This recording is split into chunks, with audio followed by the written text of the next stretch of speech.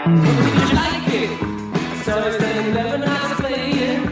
dear readers, to Cover My Ass, where baffling books are reviewed but not read by yours truly. My name is Khaki. And I'm Kay, and remember, we only judge a book by its cover. And we find ourselves once more amid the towering stacks of your library, where you've probably noticed that I'm bedecked with a few more feathers than last time. Absolutely. You found the chickens. Oh, so that's what they were. I only found the remains. Have the gnomes been at it again? I don't know if it's the gnomes or the Velociraptors. You said that the Velociraptors took care of the ducks, and I did find a lot of duck feathers. Like a pond. Everywhere. So loads of feathers. I mean, we talked about my plan to infiltrate Velociraptor civilization and to become more friendly with the family of Guinevere, a Velociraptor that I befriended. Just catching everybody up on the lore that we've been spinning about. Yes. Obviously, every literary review podcast has some unnecessary lore that we have to introduce every episode. Of course. Phase 1 was not very successful. I decked my lower legs with some feathers that I'd been able to pick off from Guinevere's shedding. They were not impressed. Loads of pecking. Phase 2, I briefly considered disguising myself as a duck. We rejected that even More before bite marks. Phase 3, I used up the last of the soy sauce and mirin trying to dye myself more. Yeah. Turns out they're crazy for soy sauce and mirin. Yeah, it's almost Khaki, like I was... now coming pre-season. That's basically it. I essentially marinated myself for these predators, so quite a bit of running. I made use of the network of ladders that I built over the tops of the library stack. I don't think the Velociraptors are very good at running over those. Their feet are not very suitable for scaling ladders or climbing across crevices like that. Like, they can get up there pretty quick. They can fly a little bit. A little bit of jump and flap, yeah. Yeah, it's the old jump and flap. Actually, I don't know if they're, like, in the process of evolving toward wings or away from it. I've only had this library for, 20 years at this point. It's not long enough to witness evolution on that kind of scale, so it's... Do you hear that sound? That's a bunch of nerds writing an entry in the fan wiki that's undoubtedly going to spring up. So, 20 years, it's going on the timeline. Speaking of 20, next week is going to be your 20th week here in the library. I think it's time I get you a library card. Now, hold on. I'm generally quite leery of people offering me a free card where they'll just need a few personal details. So let's talk about the conditions first. Oh, no, that's not. I don't need any more information about you. Wait. Yes, I don't need any additional information. I'll just make sure that you'll get your library card next week. And so it's free. Well, in that case. Yes, free as in puppy. I interrupted you about Guinevere's family. You were Yes, so I'm now on phase 4 of my costume, and I think I'm hitting on a success. So as you see, I'm disassembling one of the ladders. I'm going to make a set of stilts out of it. Okay. This should serve 2 purposes. First, it keeps my ankles out of pecking range from the Velociraptors, which I'm very enthusiastic about. Yes. And it should also make my legs more closely resemble theirs. So, despite the vast difference in scale, maybe they'll be more accepting. Yeah, exactly. I want to do the bird, the flappy wings, yes. The flappy wings, kind of with my elbows out. So we'll see how that works out. I think there's a plague doctor mask on the wall in aisle 14. That would be amazing. Maybe that would be an idea. I'll have to see about finding some dye. You told me to stay away from the red ink, but I think this would be an occasion to color the sort of beak more to resemble their muzzle. Right. But just be careful with it. No more than one bottle open at the same time. Now, I'm really curious about that. I've seen that there's a few bottles, and the number seems to change depending on what time of day I look on the shelf. It's not unusual. But why only one open at a time? Do they communicate with they each get other? jealous. Yep. Should I be facing the labels away to hide my sin? That's okay. That's fine. They like to watch. Okay, cool. If you absolutely must have 2 red bottles open at the same time, and sometimes you just make sure there is at least 2 closed doors between them. I'm gonna have to find some doors to close, because all the doorways that I've encountered so far have been open, except for the ones that are painted on the wall from the Wiley Corporation. The Acme brand painted doors that I keep falling for. Yeah, they're very realistic. There's a lot of khaki-shaped disappointment marks on those parts of the walls. Speaking of disappointment, well, that's a weird intro.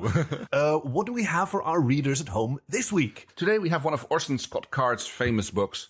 It's Alvin Journeyman. Now, Orson Scott Card is rather a famous author, and we generally haven't done big name authors before. No. But we felt in this case, since he is such a staunch proponent of marriage equality, we thought it would be nice to highlight one of his gay romances. Yes, that one of Card's forays into the romance novel field. Well, this is just when he was starting to come up, when he was emerging from as a burgeoning slash fiction writer. He started off writing slash fiction for Farscape and Space Above and Beyond, rather inappropriate. That last one. Yeah, slash fiction, it happens into every genre. With Farscape, I was totally down with it. I mean, it's one of the queerest science fiction shows to begin with.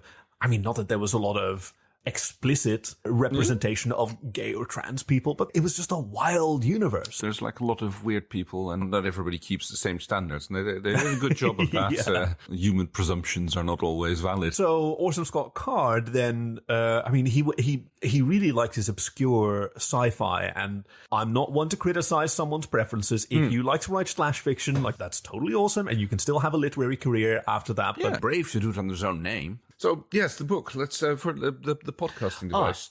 Yes. Wait a second, because I don't actually have the cover on my podcasting device. I mean, a little bit of... Oh, wow, that's super gay.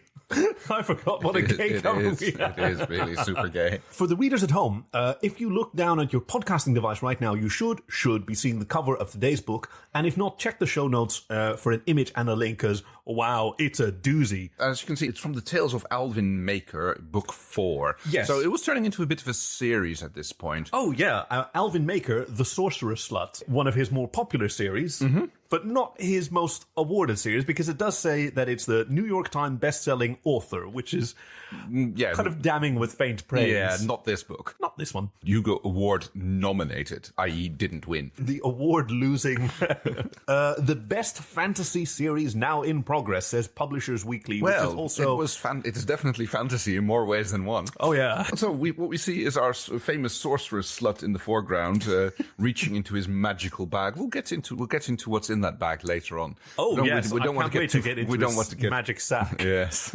And in the back, we can see the other main character, Andy Winfoot IV. Ah, yes. Peeking out on his garden stroll, I presume, when he is seeing Alvin. Hiding in what he thinks is a secure place. Yes. A secure place, a grove where he can make use of the tree radical energy for his secret practice magic. Well, powering his bag of holding. But to his, it's actually a popular sex garden, so... Well, turns out. Poor little... we're getting ahead of ourselves again. So we have Andy Winford the fourth behind a tree, spying upon our young, nubile, scantily clad... look at those breeches. Alvin Journeyman. Although the artist, he draws the muscles, but he did not draw the bulge. Maybe he practiced his bag of holding technique on his breeches. Maybe that's possible. Yes. Yeah, to make it a little bit more discreet. The way that Brandon Routh's bulge in Superman Returns had to be digitally reduced because.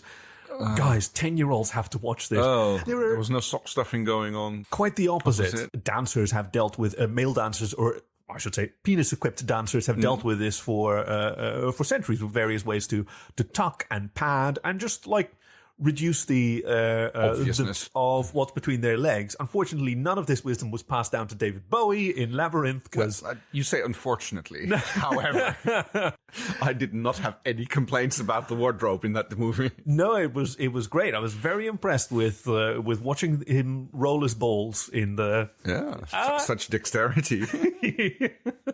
He did like to fondle them.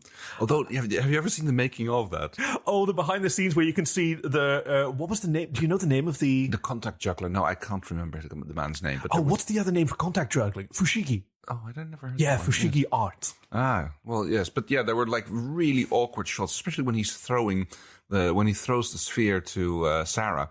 And they had to take that shot dozens of times. They had a whole bucket of those peaches or ball. I can't remember.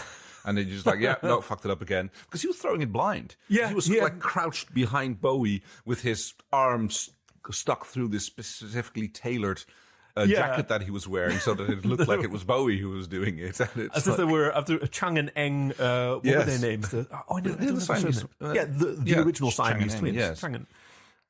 But they had a family name, didn't they? Anyway, sure, yes. What a great partnership those men must have had being pressed up that close together. Yeah, as well. They were married. They were both married to different women too. Oh, okay, cool. So, and yeah, they had the timeshare agreement, I think. The timeshare with their wives? Well, yes. Well, the wives had the timeshare. Well, I would. I'm agreeing to something that I still don't completely understand. Okay, so in marriage, how does timeshare work?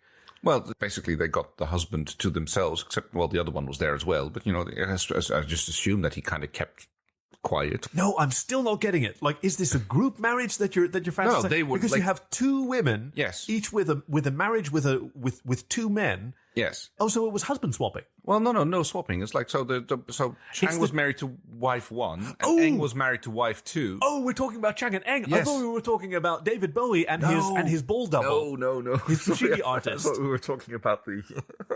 Oh no, of course, no. Now I understand. Yes. They led very successful careers. Right. Let's get back to the book. So we have Alvin, who famously the Sorcerer-Slut of Orson Scott Card's extremely steamy gay romance series. But this is fairly early in his career. This is only book 4 of the Tales of Alvin Maker, because he's still a journeyman at this point. Yes, well, at this point he has found employ in Andy Winford IV's household. Well, his ostensibly Lord Aristers, his father. Oh, well, yes. Lord Arister Winford Fourth. I'm not entirely sure how this works. I remember. I don't think Carter knows exactly either. No. I remember from Orson Scott Card's book. They have alternating names where each of they're named after the grandfather. Named after the grandfather, yes. And it just goes back. Yes. That works. It's more complicated with the girls. Like their naming system is way more complicated. I think it's based on the Fibonacci sequence. Which is why his mother is Lady Sheba Shai-Fu. Mm-hmm. Lady Sheba Shai-Fu is, of course, the one who bestowed the title on their house because she's from. So this is a world. It's one of those alternate history novels, and I liked how much of this history I was familiar with because this was a world where the Victorian era was not marked by colonialism as we know it and the Western expansion into other areas of the world, but quite the opposite. The détente with the Ottoman Empire was quite fruitful and was welcomed into Europe, and so longer lasting African empires like the Second Egyptian Dynasty and the new Aksum Empire, now reformed to the Aksum Republic, what is in our world known as Ethiopia, were major powers and had significant strongholds in Europe. Where the old folk magic raised the empires to great heights. Until civilization, as they put it, sort of as they developed it, yes. took hold, where these African and Near East Asian cultures transitioned from the wizardry and sorcery that had made them so powerful, just as it was seeping into Europe, transitioned toward industry. Yes. Whereas the European powers were barely keeping up with the magic, let alone introducing their own industries. Well, they had their own brands of hedge magic, but the whole concept of using that to power the original technology that, as it was developing, never occurred there. Is there a definition for hedge magic? I mean, is it just gardening? It's more in the realm of the druids and the magic in tune with nature. It's not gardening per se. There's a lot of herbalism involved. Oh, I yes, suppose. absolutely. Yeah. Absolutely. Okay. There's lots of that. But yes, I mean, the African cultures figured out how to basically power their technology, their budding technology with magic. It was a very fruitful partnership because you have this mystical force that does things in accordance with certain patterns based on the symbols. Or and then they decided we can make fire, which means someone devised a steam engine. And instead of burning large amounts of coal and other instead of having shovelers move the coal, they just had little mages heating up the boiler, using that power to get the mechanisms working. And it turns out this was, in this universe, a really efficient way of working things on a grand scale. Because anyone can learn magic. It's a series of gestures and disciplines and anyone slutting around in case of Alvin. He's got to get his energy from somewhere. The tree radical energy is... Oh, does he produce a lot of energy with that? Of course, this led to the whole fact that the ruling caste is getting a bit disdainful towards common magic, and someone, because it's a lot of work, and work is for the common folk. Right, yes, but someone like Andy's never even been trained, even though he could do it, of course, but he's from a high status family, and he's just he's meant for loftier things. Research, he does science investigation and mathematics. The applied sciences, the higher mysteries, as they're known, because these sciences, these technologies are genuinely new. At this point, yes. There is no new magic being developed. I like that there is this world where non-colonial magic exists, but it seems to have sort of a cap of usefulness. Yes, they can generate fire. They can't, like, burn down a city. Not a single mage, no. I mean, not a single mage, exactly. And it would take, like, an army of mages. Then you might as well, like, arm them with crossbows. This was, like, 17th century. They had firearms, yeah. I think there are some firearms mentioned in this book, but it's not a particularly violent book. so there's not a lot of that no, there was the rival Uazabas family who were arms merchants. They described that they were developing repeating weapons, but there was trickery going on there because for any demonstration of these repeating firearms, they always used their own soldiers and never handed them off to anybody else, and they were secretly, like, hiring wizards to make the guns go. So someone like Andy would not be able to spot that because simply, well, you don't notice magic. Magic is something that the servants do, which I think brings us to the scene depicted on the cover of the book, where Andy is walking through the popular sex garden, which he doesn't know is the popular sex garden, because that's the magic sex. It's the magic sex place happens, and of course, like we just said, that's not where the lords of the manor hang out. All the servants know about this place, so that's where the sex magic happens, and where they recharge the tree radical energy is, like, absorbed by their carnal rituals. And so he's exploring because he's an adventurous boy. He's just wandering around. It's Alvin there. Alvin, the long black-haired, sort of elfin. He's very stacked for an elf, but yes. I mean, he's like a Bellamy Studios. Yes, absolutely. Porn twink. Sitting there with his shirt open, his shirt that is a few sizes too small, with his sleeves rolled up to show off the guns. And he's wearing a pair of breeches, but they're, like, I like that they're skin colored, and it's not until you notice, like, the wrinkling around the knees that he's not actually naked. He's not actually a Ken doll, but no, I thought he was just in, what do you call it, like a breech cloth. Oh, I see what you mean. Yes. Yeah, like tighty whities. Oh, yes, except tanny whiteys. Yeah. Well, it might be deer skin. Yeah, tanny fannied. We know that Orson Scott Card has a type. He does. So yeah, there's the expression of shock on the young Winford's face as he sees this servant who was practicing magic. I mean, it's probably just rubbed one out there to build up some free radical energy. So I mean, it's that pose, spilt his juices all over the ground, which are now pouring the energy out of it into powering his magic sack to draw out his secret. Oh, his secret, his absolute secret, because he has been a member of the secret back alley tech club, which is where the servants who are forbidden to practice technology sit and work their own inventions. They're practicing technology, training themselves in the ways of the masters, which are forbidden to them. Arts. This is flirting with danger in a very real absolutely. sense. If he gets caught, he'll be severely punished. So I thought that this chapter, I mean, for a sex scene, there was a whole lot of world building and exposition as they're tumbling amid the daffodils and the daisies, losing rolling themselves around in each other's firm, nubile bodies, discovering turgids. I think he uses it 4 times in that chapter alone. Yeah, almost as much as he uses throb. Everything was throbbing. Their muscles were throbbing. Heaving. Their lust was throbbing. Their eyes throbbed at each other. That was a gross line. Orson Scott Card, you should really work on that. Invest in a thesaurus. Yeah, his throbbing glutes and his throbbing pecs and his throbbing abdominals. Yes, he knows a lot of muscles, that Orson Scott Card. Yes. While they're tumbling around, turgid and throbbing, they do spend a lot of time, like, expositing on her. Expositing on the nature of the world, where. And it's curious that Andy Winford IV is the more innocent. He's sheltered. He's the one who's been brought up heir of a kitchen appliances empire. Yes, empire running on Amish electricity, as we call it in our world. Yeah. Well, air pressure powered. I mean, electricity is not. That's right. It's Amish electricity. They're fine with running mechanisms on like pneumatics. springs and pneumatics. Yeah, that's fine. And it's not just that. I mean, they have cell phones, but they're only allowed to be used for very limited purposes. When they serve in like the fire brigade, exactly, that's public services. And they're allowed to have a cell phone for that purpose. So that they can integrate with the English, as they call the non-Amish. Still. I believe themselves the plane. Yeah, what is it? I mean, it's not straight up German that they speak, right? It's a Swiss dialect derivative. I'm not entirely sure. It's back in the days that they moved over there. Germany did not much have a unified language yet. Hochdeutsch wasn't quite invented yet at that point.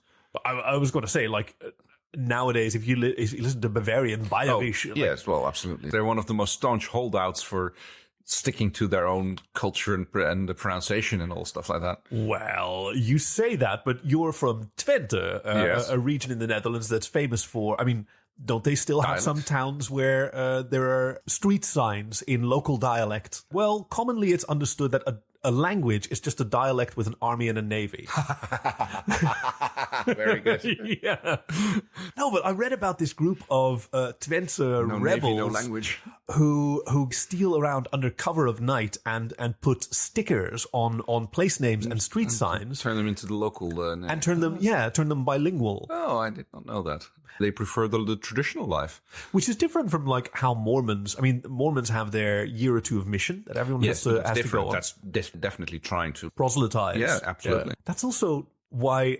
Okay, WordPerfect, the word processor that was popular in the 80s and deep into the 90s.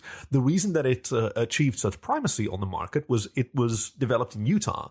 I think specifically Salt Lake City, and because it's so normal for the Mormons who live in Utah to go on mission abroad, they had excellent language training facilities and a lot of multilingual people who go on mission to France, Eritrea, whatever, and come back. So they had no shortage of locally available translators. So like localize all the yes, the exactly. WordPerfect was one of the first like internationally localized pieces of software. So it was hugely popular. Yes, and then it got pushed out of the market. As Podcast Segway Award for 2018, still another late entry, as simple kitchen wizards like Alvin were being pushed out of the market by kitchen appliances from Lady Sheba Saifu and therefore Lord Barrister and Andy Winford IV. The intelligent part of the work was taken over by the machines, and the only thing that the mages were good for was powering them, pressurize the air vessels. And, yes. You don't have to like cook anymore. You just have to sit there all day and use your magic to make sure that the air pressure gets maintained. So basically a big dumbing down of the workforce. It cast Alvin and Andy as these star-crossed lovers working toward different ends. Yes. Because Alvin had just been through a 12-year apprenticeship to become a kitchen wizard. He could handle 6 knives simultaneously and do the chopping. Yes. But not nearly as well as the Winford chopping machine. Yes. That still required 1 or 2 wizards to, as you say, provide the pneumatic power, but any novice wizard can do that. Right. So after their romp in the sex garden... that went on for a while, and we learned a lot about the history of this world. At the end of that tryst, Andy gets to see what Alvin was pulling out of his sack. Yeah. So he fingered Alvin's sack and he found... had a little peek into it and saw in there like a piece of technology which Alvin had secretly been developing. A revolution in this particular world. So we would recognize it as a Stirling engine. Now, it was mentioned in the book as if it was something that we were supposed to know. I actually don't know what a Stirling engine is. It's basically a device converts heat into motion. What's the principle? Does it have chambers? It's a reciprocating engine, I believe, with air pressure generally being moved around due to a heat source. A temperature difference. The stronger the temperature gradient, the better. And this is like a completely new development in this world. Yes, because everything else is largely steam-powered. Requiring there's no internal combustion engines. Nobody's ever bothered to dig up. Well, there's oil, but it's used for like lubrication and it sure is, and burning and glistening. Yes, yes. What a good book this was. I really enjoyed this book. I had a hard time with it, but it's... yeah, I'm sure you did. I mean, there's a particular like irony to their star-crossedness at this point, because Alvin, the journeyman kitchen wizard, who just completed a very long apprenticeship. Yes, and technology caught up with them. So Andy Winforth, the fourth family, is actively working toward making kitchen wizardry unnecessary. Yes. In the way that some of these other industrial families are working toward making other industries of wizardry. Like how the Wazabasses are doing the same thing for the arms industry. Yes, like exactly. The spell-casting magic missile wizards are being replaced by gun-toting brigands. Who still need to do a little wizardry, but only enough to make this weapon repeatedly fire. Like, absolutely. The real intricacy is the reciprocating loading mechanism. Yeah, you just have to provide the power. Yeah, which is in this case heat, or as you mentioned, air pressure for the Stirling engine that Alvin was experimenting with, and this places him. Oh, he likes experimenting. He teaches Andy a whole lot of cool new stuff that he's discovered that he can do with his sack. And he's into reciprocation, which I like. Oh, good one. He starts influencing Andy in a way that the lady Shiba Saifu would definitely not approve of. I don't know. I mean, well, Lord Arista is her, like, fourth or fifth husband? Something like that. Polyandry is quite normal in this yes, but, like the fact that he starts introducing him into magic. The magical servants have their back alley tech club. Yeah. He discovers that the hoi polloi have their clandestine magic parties. Where the youngsters who are, like, have completely not been trained in this because that's for servants. Are like doing their own experimenting with spells and practicing some in the cantrip parlor. Yes, the whole role reversal thing, like in certain sexual escapade. It's a bit of innocent role play, yes, but well, quite explicit. Like, you know how Mr. Card likes to describe the Titanic has nothing on him. Ooh, there was a few things that are quite Titanic in there. Yes, because of course the first school of magic that is accessible to novices is rod magic. Mm-hmm. Rod and staff magic, yes. Although of course they don't observe the wizarding tradition of demarcating their skill by hair length. Well, now, as you can see, for the wizarding folk, you let your hair grow as long as you succeed, and if you ever seriously fuck up, you cut your hair. Yes, which is a good way. Like, I have a cousin who's kind of like lions, isn't it?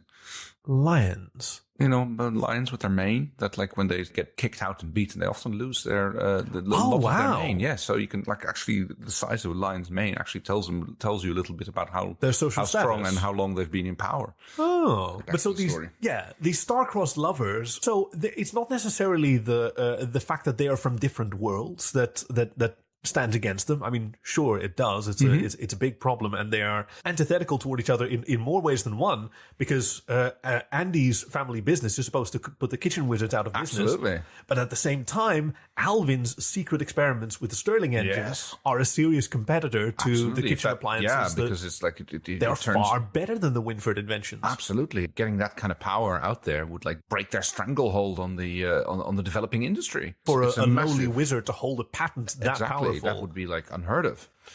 And then it goes back into a chapter about rod magic, which is a lot of like, I mean, like we have cat fur and glass rods. There are other rods that are being rubbed here, and a lot of power is released in the process. Yeah, we're not going to get that R rating again on this episode, are we? I mean, well, we did say fuck up a whole bunch just now, and I think that's the bigger issue. No, we can discuss love is beautiful, and the expression of love by people who are so inclined. I think is glorious and should be celebrated. And I join Orson Scott Card in his staunch support for marriage equality at and a great victory that rightly celebrated by Mr. Scott Card. But the forces that work against them, most notably in this book, are the forces of the old status quo that want to preserve this conflict between the technocrats and the wizards. Strangely, it's the wizard unions that they have to be most concerned about. Right. If they call a strike, then the power disappears. It's a little bit matrixy, actually, because like... Oh, I get you. Yeah, where it's like they are literally providing the power. Except not through their bodies, through their labor. Their magic labor. It still costs effort, you know? It's still work, you know? It's not like... And sneak off to the popular sex garden to recharge your magical batteries. A little bit, yeah. And it gets so boring. Yeah, mechanical almost. Oh, for God's sake, we have to go slurp up some Radical 3 energy again. Come on. Just get it over with. Give me that hand, Joe. Those poor sorcerer-sluts. I feel really bad for them. It's like the fluffer of the modern technology. The fluffer of modern technology. There we go. Good. And similarly, the status quo that's upon them is Andy's arranged polyamorous marriage, where he's to become the seventh husband of a famous debutante quasi-bachelorette. Yes, trying to get the dynasties of the families. The Winfords and the Wazabasses. Yes, absolutely. Yes. Wazabas. Where does that come from? Wazabas. Oh, it was an Aksumite king in the okay. the old Ethiopian Empire. Yeah, I have a lot of those names. So yes, basically he gets pulled away from his sorcerer-slut and has to go and perform in the intricate marriage rituals of the hoi polloi. Now, I did like this progression throughout the book. There was a lot of symmetry between the lower class and the upper class. I mean, when we were introduced to the sex garden, it seemed like a really horny, interesting, rompy place. Where it turns out to be just like, fuck's sake, recharging your brake to get the work done. That it's actually quite dull and pedestrian. For most people, except for of course, Andy and Alvin, who are passionately in love. That sounds like, it's like a mind-blowing for Alvin how he suddenly finds actual joy in the sex garden when Andy joins in. Able to perform really immense feats of wizardry. And at the same time, there's magic in the air. We are also introduced to the intricacies of the upper class civilization. They practice polyandry, where the women take on multiple husbands, and it all seems really interesting. And even that is kind of dull and boring. There is a reproductive schedule. People behind the scenes trying to manipulate who marries who, and it's a big business social arrangements, which has historically been true for marriage in a lot of civilizations. Yeah. But, where those rare occasions where men are allowed into their wives' world. It's they're like it's to be displayed. They're the arm candy, and the look at how clever my husband is at his little technological things, and look at the gorgeous little music box that he crafted himself. Oh, isn't he clever? Yes, absolutely. It's a little round of applause for poor Andy, because he is genuinely brilliant, as is Alvin. Their meeting of magic and technology is two worlds meeting, star-crossed lovers, and it's that never the twain should meet. Yeah, and for a Harlequin series type book, it really has a lot of social commentary and impacts, I think. Which unusual for Orson Scott Card. He was moving out of his comfort zone in part 4 of this series. The earlier books are really just turgid and throbbing. Yes, I read a lot of his books, what other book? Hey, let's take a look at the library and see what other book he's written. He's famous for this one, of course. Yes. For the Alvin Maker series, but he has several other series as well. Some of whom were also considered the best ongoing series. Ender's Game is by him, right? Isn't it? Oh, that might have been ghostwritten by him. Who knows? It's not one of his more popular works. No, one of his more popular works was Gay Razzmatazz. Gay Razzmatazz. Well, it's one of the ones that he's famously known for. In more ways than one. I don't know why I said Gay Razzmatazz. I thought it was going to come up with something clever, some cool literary reference, maybe referring to Chuck Tingle. And then I came up with Razzmatazz, and I really wanted to get out there. I'm like, no. Did you say Chuck Tingle? You know about Chuck Tingle, right? No, I don't know about Chuck Tingle. Chuck Tingle is whatever comes after postmodernism. It's Chuck Tingle. He's it's the pen name of this writer who self-publishes these short, quasi-erotic gay novels. Pounded in the butt by my hunky unicorn quarterback. I've never heard of this. Pounded in the butt by my hunky velociraptor lawyer boss. Okay. And so loads of these books, and they're actual stories and novels, and they continue where he's pounded in the butt by his own sense of inadequacy, crippling insecurity, pounded in the butt by the pound. That's his Brexit allegory. Oh God. And they get really okay. Yeah. His Twitter is all in character as this half demented gentleman who does not speak English like you or I speak English. What was that joke again? It's like, hey, hi girl, are you breakfast? Because I've got a weak pound for you. I joked about it previously in the context of the Hugo Awards and the rabid puppies and the sad puppies, ballad stuffing by some rather sad figures. trying to get the Well, in one case, they tried to get books on the list. Yes, they tried to get Chuck Tingle's books on the list, which disappointed him greatly until eventually one of his novels had been nominated or had actually won, and then he asked Zoe Quinn to accept the award on his behalf. Oh. So, yeah, that was really well done. yes, that's a good one. Yeah, because he is pro buckaroo. He lives in this fantasy world where his fans and good people are buckaroos who are positive, and the rest follow the Devilman agenda. I should read some of this. Like, this sounds like It's really good. And there's a podcast where relatively famous podcasters read some of his novels. Oh, very good. And the rule is they have to read it continuously with no editing and in the presence of someone else who can judge them for it. How long are these books? Oh, they're not very long. No, you can read them in like 30, 40 minutes. Oh, okay, that's good then. It's more of not even a novella. Then it's more of a short story. Yeah, but then... Well, novels have grown in size. I mean, if you look at paperbacks from anything from the 40s to the 70s, like they're like maybe a centimeter thick. Yeah, like 200-300 pages. I guess that's why so many of the covers that we've seen claim that they are a complete novel. Yes. Because they're probably quite thin. That never occurred to me before. And then these days, like you've got writers which are pointing like 700, 800, 1,200 pages. It's like not unheard of. And these days, you sometimes get little novellas from certain writers. Speaking of novelty, because we've got to finish this book. Novelty, yeah, we do need to finish this. This introduces the main villain, Bloise, of the wizard unions, who suitably, I actually happen to know this, Bloise or Bloise, I'm not entirely sure how you're supposed to pronounce it, but that was Merlin's teacher back in the day. Obviously, it wasn't his real name, but this is someone who's... From Bloise, Idaho? Now sing the rest of that song. I don't know that song.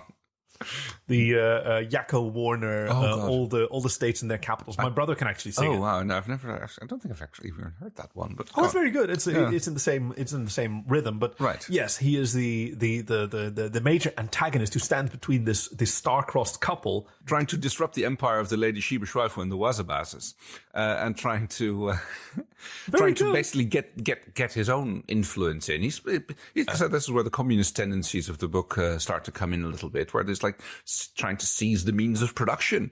But was this such a defense of the craftsman? Because that seems to me more like something. It was more anti-capitalist. It was more anti-capitalist. Yeah, exactly. Yeah. It's where they're like, the versus this, like it reminded me of the original, like the origin of the word sabotage. Right. Yes. Right? The sabot. It's the clogs basically thrown into the machines by craftsmen. Yes. Who tried to destroy machines that were replacing their craft in the way that these highly specialized wizards were being replaced by machines that could be powered by lowly, untrained by wizards. any wizard, yes. Yeah, which is essentially a low-skill laborer. Absolutely. Who doesn't need to be educated, who preferably isn't educated. Which ironically, is something the book kind of glosses over. It's like, you still need to know how to cook. It's like, it's nice if a machine can do the chopping, but unless you know how to put the things together, I think the gay sex gets in the way of that part of the book a little bit too much. The gay sex does get in the way of cooking. It's the story of my life, really. Yeah. Not in front of my salad. Someone has to toss it. This book would be much more highly regarded if it embraced the sort of tragic ending that these star-crossed lovers and never shall they meet again. And yes, well, that these forces are so much greater than they are. And Andy's gift to Alvin is that he kind of then allows him to go off and develop his secret invention, work his way up from being a sorcerer-slut to actually being part of the establishment. And I think in book 8 of the same series, we actually see him come back. Oh, what was that called? Fucker. Remind me what book 8 was called. So this one was Journeyman. Well, that would be so book 8 in the series, Alvin Electrician, where he's managed to get his Stirling engine to build. Basically, there's been a lot of rod rubbing with cat fur. And the electricity gets introduced into the whole mix, and this is when Andy comes back into the story. The series follows Alvin, of course, not Andy. But that's when he and Andy get to have their own reunion. Andy, really appreciates the gift that Alvin wants to give him, which is this Stirling engine. Like, you can make your own name separate from your mother with this. And he declined, which I think is also a great moment of growth for Andy, because he is brilliant as an engineer, and he has to have faith in himself that he'll make his own way and he'll have his own failures. Past the music boxes and the little dancing puppets that are so lovingly crafted with watchmaker precision. Yeah, or to make that his industry. I mean, he does. We see that later in what was it? Alvin Electrician. Yes. What a good book title, by the way, Mr. Scott Card. He's gone further into miniaturization, ever smaller mechanisms that work with smaller, delicately. And that's where actually the Stirling engine technology works really well. It's like when you can't have an internal combustion engine on that scale, but a Stirling engine works on pretty much any scale. So you can have watches, mechanical watches are introduced much later. Yeah, powered by body heat and the air around it, the difference between your own body. And it's enough to power emotion in a Stirling engine. Is that really possible? Yes. We have them here. It's like those little model Stirling engines. You can build them. If you put them on a hot cup of coffee and give them a swig, they'll start running. If it's really cold outside, and you can put them on your hand, and they'll just cool. That's enough to power them. And especially if you're looking for much smaller motions on watch level scales, this is definitely possible. So I really appreciated that, even though it was a bittersweet ending, both of these young men were better for it. The almost Greek idealized same-sex love, yes, where knowledge passes between these. I mean, in that case, two men, as we've seen in this book, the women have a lot of things pass between those two men. And that's excellent, and they both grow from it. And as much as they miss each other, they know that they're better, smarter for the end of it, and they have each other to thank for that. Yes, and for a smut book. Dime novel. Which is what Orson Scott Card is good for. Massive insight. It was very insightful. Like I said, unfortunately, he doesn't raise to that level in most of his other books in the series. But this one, that's why we picked this one. So, how do we rate this book? What's a good? Well, the book left me throbbing, that's for sure.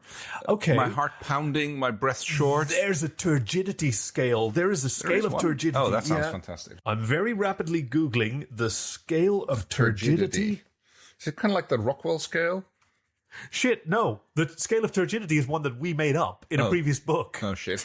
I just don't remember which one because the wiki hasn't been made yet. Let's measure this on the Rockwell scale. It's a measure of hardness, and that is something that this book seriously inspires. All right, so how hard did it make you? It would definitely be a... let's see, the scale goes from A to K, A being the hardest and K being the softest. Now, K, how does that make you... Yeah, well, it's a little bit... Huh. Which is interesting because it jumps from H to K, so it's a bit weird. What? I didn't make it up. Basically, you'd have a little pre-shaped tip, which is pressed into the subject at a certain preset force. And the size of the impression made is what determines the rating on the scale. Okay. Because it certainly left a big old impression. Oh, absolutely. But I would definitely give it a B on this, almost top marks. I agree. I really enjoyed it, which I can't say for a lot of Orson Scott Card's other... Drivel. Yeah. Yes, dribble. I mean, he has some works that are genuine literary brilliance, but for the rest, he's kind of a shitbird, isn't he? It is a bit. This one stands out. And speaking of appreciation, to the readers at home, if you'd like to send a little note of appreciation, we are Cover My Asscast on Twitter or Facebook, if that's your thing. Cover My Asscast at gmail.com and even covermyasscast.com. And while we love being your dirty little secret, if you tell a friend about us, something magical might happen, like a genie coming out of a bottle, depending on... Joy is double joy. Oh, that's a nice one. So, what do we have in store for our readers at home next week? Right. Next week, we have Amy Schumer's new book, The Girl with the Lower Back Tattoo. And that about covers it. Thank you for joining us at Cover My Ass, where baffling books are reviewed but not read by yours truly. My name's Khaki. And I'm Kay. And remember, we only judge a book by its cover. That's a hell of a cover. It was a good cover. As famous as... authors have notoriously little influence in what cover gets picked for their book.